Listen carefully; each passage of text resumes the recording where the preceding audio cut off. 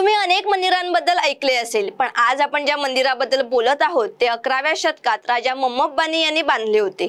ते म्हणजे महाराष्ट्रातील अंबरनाथ शिव मंदिर, जे मुंबई जवळ आहे। या मंदिराचे स्थान अंबरनाथ आहे। त्याचे दुसरे नाव अंबरेश्वर असे देखील आहे।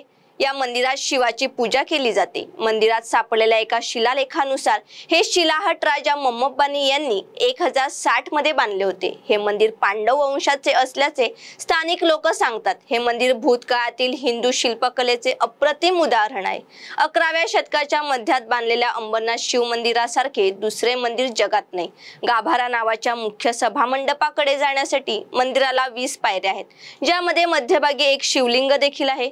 महाशिवरात्रीच्या दिवशी अंबरनाथ येथे भगवान शंकराचा आशीर्वाद घेण्यासाठी येथे मोठी यात्रा भरते। या मंदिराबाहेर 2 नंदी आहेत। गुडघ्यावर एक स्त्री बसलेली त्रिमस्तकी ही मंदिराची मुख्य मूर्ती आहे, जी शिव पार्वतीची आकृती दर्शवते। वल्धन नदीच्या काठावर वसलेले हे मंदिर चिंच आणि आंब्याच्या झाडांनी वेढलेले आहे। मंदिराची वास्तू असाधारण दर्जाची आहे।